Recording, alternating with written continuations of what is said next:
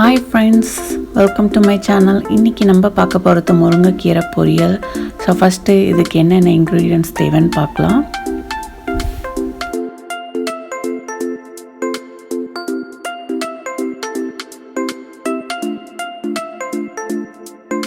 In the meanwhile, don't forget to like, share and subscribe to Maltese cooking series. வாங்க நம்ம வீடியோக்குள்ள போலாம்.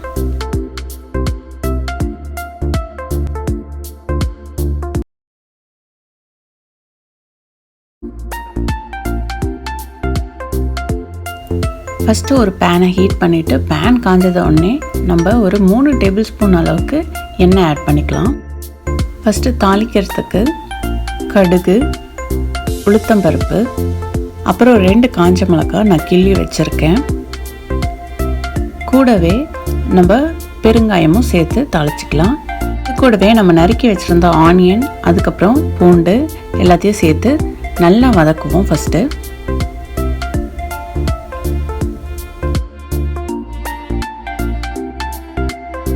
இப்போது இந்த டிஷ்ஷுக்கு தேவையான அளவு உப்பை ஆட் பண்ணிக்கலாம்.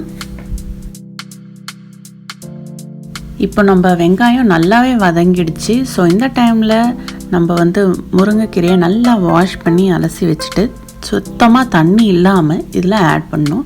கொஞ்சம் கூட அந்த முருங்கைக்கீரையில் தண்ணி இருக்கக்கூடாது. ஸோ அந்த அளவுக்கு நல்லா ஸ்டெயின் பண்ணிவிட்டு நம்ம அந்த முருங்கைக்கீரையை ஆட் பண்ணிவிட்டு இதுக்கு இந்த வெங்காயம் கூடவே நல்லா வதக்கி விடுங்க. இந்த முருங்கைக்கீரை ஒன்றோட ஒன்று இல்லாமல் நல்லா இது மாதிரி பிரித்து விட்டு வேக வைங்க. இப்போ நம்ம கீரை நல்லா ரெடி ஆகிடுச்சு. இது கூட நம்ம பொடி பண்ணி வச்சுருந்த வேர்க்கல்லையை லைட்டாக இது மேலே ஆட் பண்ணிக்கலாம். வேர்க்கடலை பவுடர் நமக்கு ஒரு நல்ல ஒரு ஃப்ளேவர் கொடுக்கும். இது கூடவே நம்ம தேங்காய் பூவையோ இல்லை தேங்காய் பவுடரையும் ஆட் பண்ணிக்கலாம். ஆட் பண்ணிவிட்டு ஒரு தடவை நல்லா வதக்கி விடுங்க.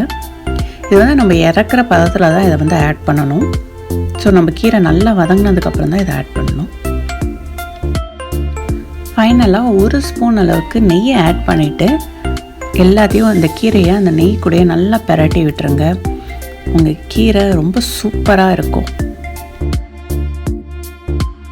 ஸோ அவ்வளோதான், நம்ம முருங்கைக்கீரை பொரியல் சூப்பராக ரெடி ஆகிடுச்சு. இதை கண்டிப்பாக உங்கள் வீட்டில் ட்ரை பண்ணி பாருங்கள். ட்ரை பண்ணி பார்த்துட்டு எப்படி இருக்குன்னு சொல்லுங்கள். என்னோடய வீடியோஸ் உங்களுக்கு பிடிச்சிருந்தா don't forget to like, share and subscribe to my channel. Thanks for watching.